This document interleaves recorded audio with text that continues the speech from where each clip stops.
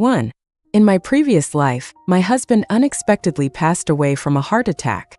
By the time I reached the hospital, the doctors had already covered him with a white sheet. I couldn't bear the shock and fainted.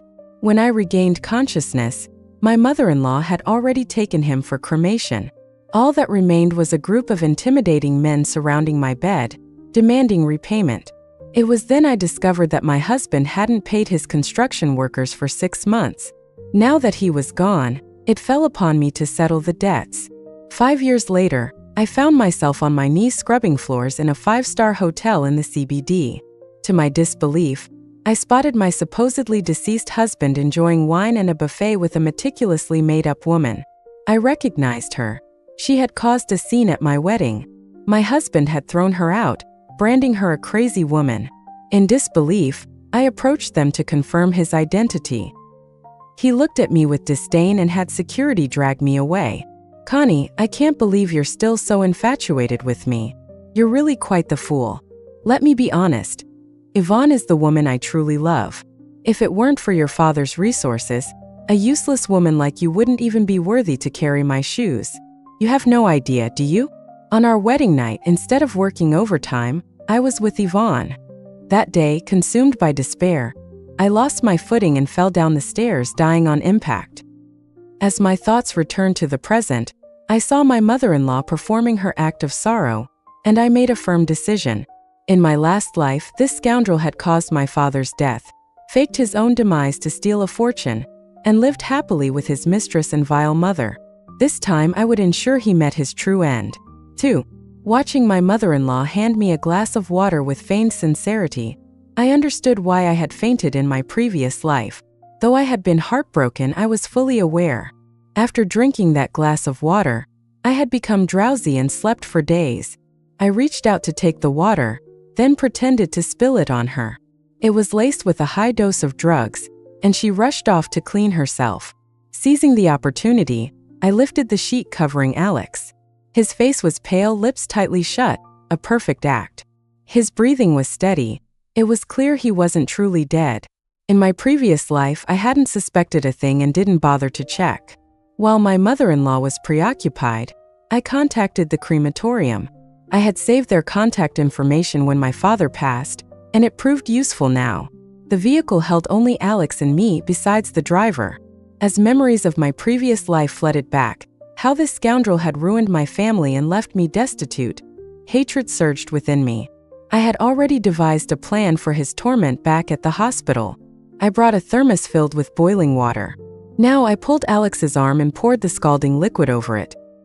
His fair skin instantly turned crimson, and his body reflexively recoiled. Leaning close to his ear, I whispered, "Alex, do you believe in karma? Those who fake death often end up truly dead." Then, I poured the remainder of the drugged water my mother-in-law had given me down his throat. He wouldn't wake up to thwart my plans. 3. A sudden stop jolted the car as it was blocked from proceeding. By the time I realized what was happening, my mother-in-law and Yvonne had rushed over, their faces a mixture of anger and panic. My mother-in-law yanked open the car door, unleashing a torrent of curses at me. "Connie, you wretch! Where are you taking my son? Are you trying to kill him?" She lunged at me, but Yvonne quickly intervened, feigning concern and pulling her back. I forced myself to look deeply sorrowful, masking the anger simmering beneath. "Mom, what are you talking about? Alex is already dead. I'm taking him for cremation. You took him away without telling me. How can I trust you? What if you killed him and are trying to cover it up?" I regarded her pathetic acting with disdain, my patience wearing thin. "If you don't trust me, then get in the car. In this heat, he'll start to smell if we don't cremate him soon. Alex always loved cleanliness. I'm sure he wouldn't want to rot after death, right, Mom?" Her face flickered through various shades of disbelief, unable to muster a retort. After all, cremation is the natural course for the deceased. She exchanged a furtive glance with Yvonne before reluctantly climbing into the car, the tension palpable in the air. Yvonne attempted to follow, but I shoved her hard, sending her sprawling onto the pavement. "Who do you think you are? What business do you have with my husband's cremation?" Yvonne clutched her stomach, wincing in exaggerated pain. My mother-in-law quickly got out to help her, concern briefly overtaking her fury. Yvonne is carrying Alex's child, Connie. Don't blame Alex for this. It's your fault for not being able to have children.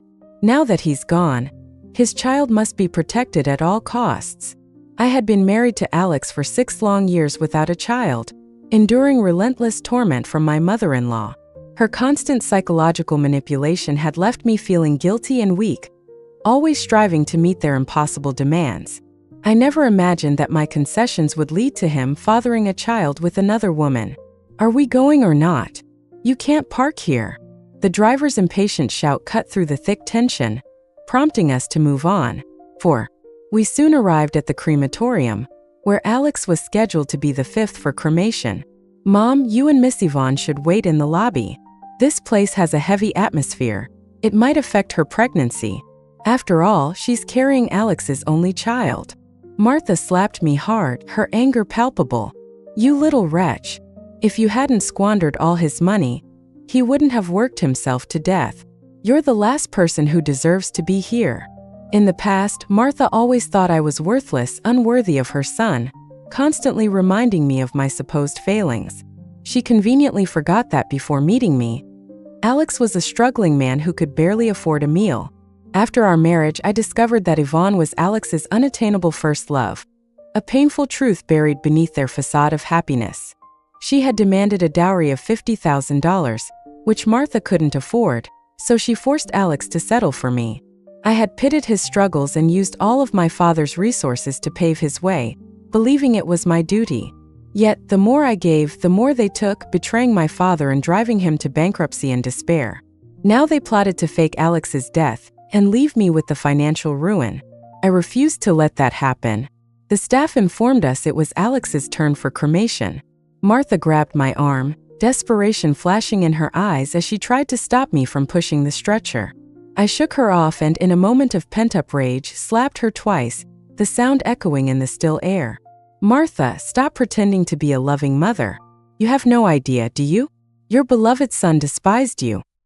He wished for your death. Remember when you were hit by a car and ended up in the ICU? He didn't want to save you. If it weren't for me bringing in an expert from Beijing, you two would already be reunited in the afterlife. Her eyes widened in shock, but disbelief lingered as she lunged for me again. I don't believe you. You're lying, you venomous woman. Do you know why your leg still hurts? Because your precious son didn't want to spend money on you. The hospital used the cheapest materials. It's a miracle you can even walk. Alex, you ungrateful wretch. I raised you with such difficulty. You deserve to die. She screamed, her voice cracking with hysteria. In her madness, Martha lunged forward, pushing her son into the furnace. Yvonne's attempt to intervene was futile, the flames crackling ominously.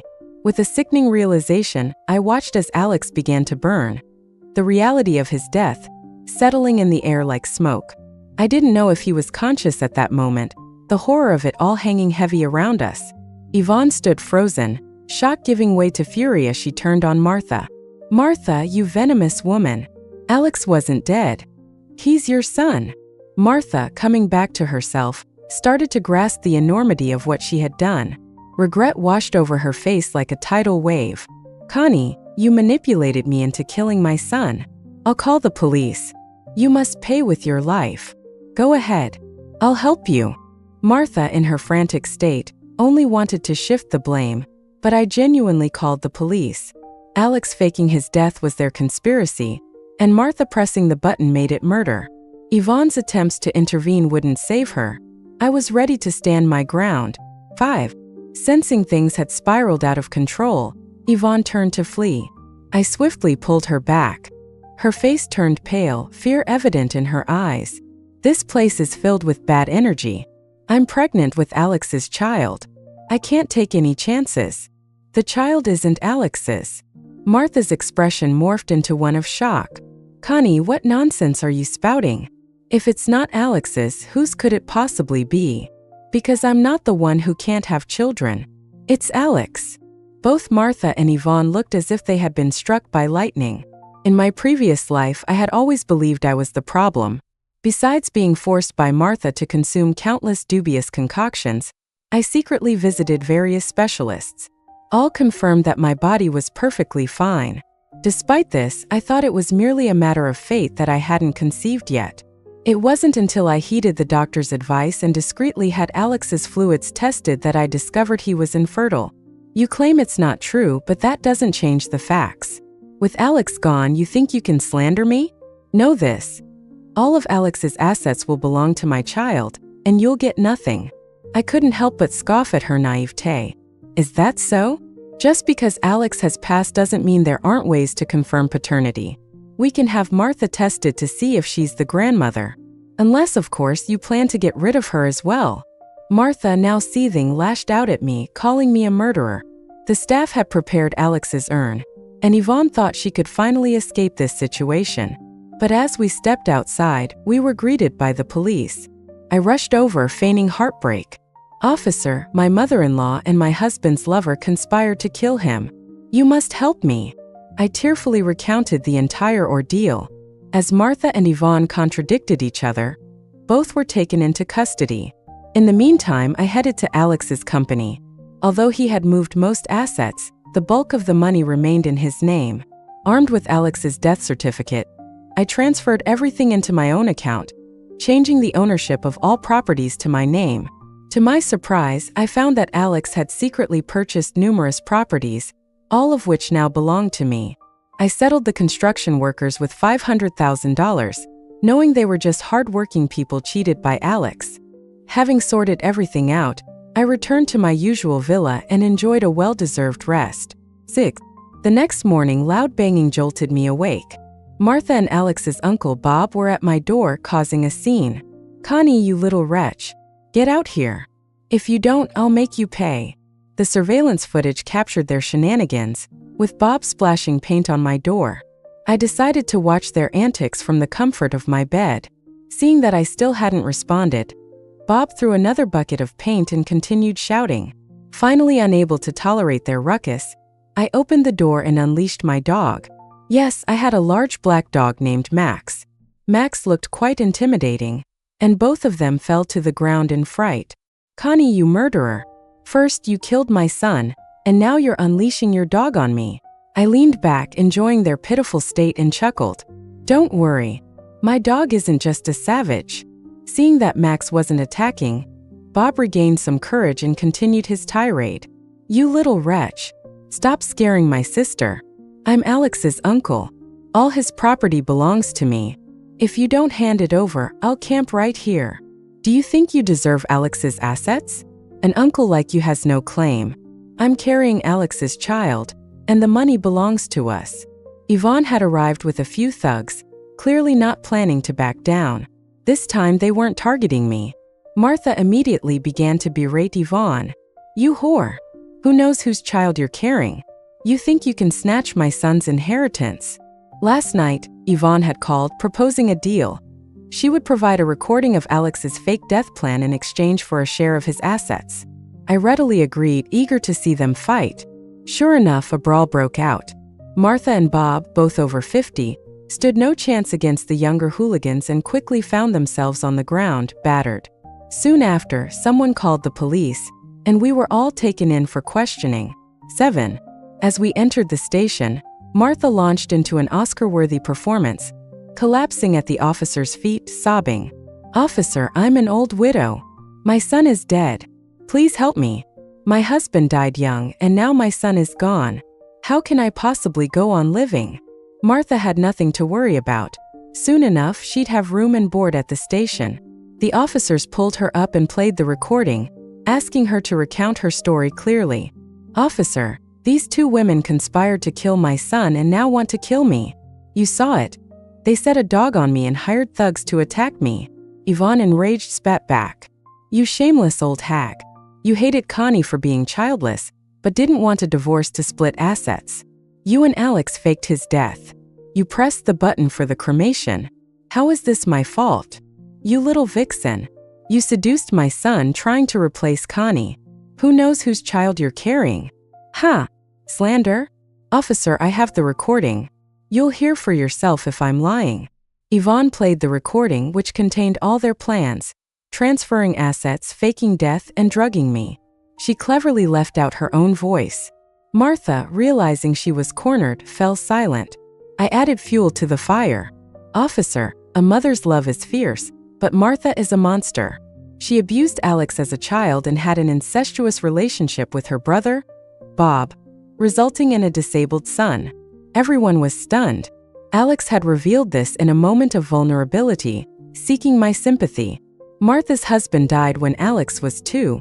She returned to her family where Bob ruled. To avoid being thrown out, she gave in to his perverse demands, resulting in a pregnancy she had to hide. Bob's wife bore him 3 daughters and no sons, so he took Martha's son, only to find he was disabled. Alex had to support both families as a teenager. While some people strengthen through adversity, others like Alex remain rotten at the core. Martha, still pleading innocence, was eventually sentenced to life in prison. Bob was fined for public disorder and property damage, choosing jail over payment. Yvonne was detained for incitement. As for me, I returned home with my dog, Max, who had a license and was properly restrained. 8. These punishments were insufficient. My father's death was on all their heads. With Alex dead and Martha imprisoned, I couldn't let Yvonne off easily. Why should my father, who used all his resources to help Alex, die while they lived happily? The next day, I drove to Yvonne's hometown. She and Alex were from the same county but different towns. In high school, poor but brilliant Alex attracted kindred spirit Yvonne. Her father, valuing sons over daughters, often beat her when drunk. Alex's mother, unhappy with her life, vented her frustrations on him. Their shared misery sparked a romance. High school didn't allow much freedom, and their relationship was soon exposed. The parents were called in. Yvonne's father demanded $50,000 for Alex to marry her, while Martha accused Yvonne of seducing her son. Thus, a pure love was crushed. Soon after, Yvonne was sold to an older butcher for $60,000, while Alex went to college and met me. Yvonne shared these stories, still immersed in her love for Alex, though he was dead. But it wasn't my concern, I was the real victim. I first noticed Alex in math class, where he sat attentively while others dozed off. I lived in a wealthy circle, unconcerned about the future, but Alex intrigued me. I hired him as a tutor, and friends teased me for falling for a poor boy. In hindsight, I was foolish, seeking excitement in my privileged life. Alex pretended to love me, using my money to buy me small gifts which touched me deeply. After graduation, my father opposed our relationship, but Alex manipulated me into defying him and moving into a basement apartment. My father reluctantly helped Alex start a business, giving him unlimited access to resources, which Alex used to ruin my father's company. When my father went bankrupt, Alex's business thrived, and he claimed his company was struggling. After 2 hours of driving, I reached Yvonne's town and easily found the butcher's house. 9. I knocked on the door, met by a menacing man in his 40s with a limp. When I mentioned Yvonne, he let me in. That whore. You know where she is? Yes. Where? She's in the city with her first love, pregnant with his child. That whore. Tell me where she is. I'll kill her. Wait, who are you? He eyed me suspiciously. I'm her lover's wife. Before I could finish, he grabbed my neck, glaring. If he took my woman, I'll make you pay. Desperate, I kicked him hard and he yelped in pain. You bitch. Enter my house and I'll show you my ways. Stop. I'm here to make a deal. Here is $10,000. Mentioning money shifted his demeanor from lecherous to greedy. Well, why didn't you say you were a generous lady? I was just testing your resolve earlier. That woman cost me $60,000. Now she's cheating on me? I won't let her off. If you ensure Yvonne never leaves your house again, I'll give you an additional $50,000 and help treat your leg. His eyes glinted with interest. Deal. He quickly packed a few things and I brought him back to the city, putting him up in a hotel. The next day we put our plan into action. 10. Yvonne had set up a meeting with a lawyer to discuss splitting the assets. Connie, I've brought the contract. If everything looks good, let's sign it. Are you sure the child you're carrying is Alex's? Yvonne smirked confidently. Of course it is. I spent every day with Alex these past months. Don't think you can back out now. I helped you with a major problem. I'm not like that idiot Martha. If you don't sign today, once the baby is born, you won't get a dime. Is that so? But what if the baby isn't born? You bitch. How dare you curse my child? I'll. Before she could finish, the butcher crashed into the room, limping and wild-eyed. He slapped Yvonne hard, sending her sprawling. You whore. Running away and getting knocked up with another man's child. I paid $60,000 for you and this is how you repay me. I'll kill you. He began hitting her mercilessly. Yvonne, realizing the gravity of her situation, began to cry and beg. Honey, please stop. I was wrong. I won't do it again. Ignoring her pleas, he continued to slap her. Yvonne, dressed up in hopes of claiming her share of Alex's assets, now looked a mess. Connie, you witch. I'll drag you to hell with me. Unable to fight back against the butcher, she hurled insults at me. Honey, please stop. You'll hurt our baby. This child isn't Alex's, it's yours. I swear it's yours. The butcher paused, loosening his grip on her hair. I'm 3 months pregnant. It happened right before I left. Honey, this child is yours. May I and the baby die if I'm lying? Fine, but if the baby isn't mine, you know what'll happen. Yvonne, crushed by her failed schemes, reluctantly signed the contract I had prepared, stating she had no claim to Alex's assets and acknowledging the child wasn't his. One more thing. All the gifts Alex gave you, bags, jewelry, return them. They were bought with our shared assets. Defeated, Yvonne left with the butcher. 11. Connie, the luxury goods and jewelry you sent were all fakes. The second-hand store won't take them. My friend who ran a second-hand shop informed me that everything Yvonne sent was counterfeit. Given Alex's wealth, he could have easily bought genuine items. But he loved only himself. The butcher called to confirm he had locked Yvonne in their house, ensuring she'd never escape again. With all loose ends tied up, I put all the properties on the market. I hired professionals to manage Alex's company and lived off the dividends. 5 years passed swiftly. I found myself back at the CBD hotel, enjoying a buffet and wine, relishing the good life. Upon leaving, I spotted a familiar figure, a hunched, ragged Yvonne begging on the street. Her hair was gray, and she dragged a broken leg, struggling to move. Seeing me, she whimpered, Connie, please give me something to eat. The butcher kicked me out after I had the baby. He broke my leg. Please help me. It was early winter, and Yvonne was in tattered clothes, emaciated. In my previous life, I had suffered similarly because of her. Reflecting on it, while Yvonne and I had no direct animosity, my past suffering was significantly influenced by her actions. I couldn't forgive her. Yvonne, you brought this upon yourself. Your greed and ambition led to this. You should have known there would be consequences. With that, I walked away, determined never to let such people affect my life again. 12. From birth to schooling and marriage, I had lived in this city. With my father gone, I had no ties left here. I visited his grave to say goodbye. Dad, I'm sorry for being blind back then and causing all this. I miss you so much. Now it's just me. I'm leaving for a faraway place, but I'll visit often. Returning home, I found an unwelcome visitor at my door. Bob, Alex's uncle. Connie, that witch Martha buried her son on my land. You need to move him. It was laughable.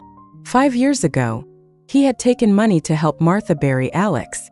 Now he wanted to move the grave, claiming it was cursing his son.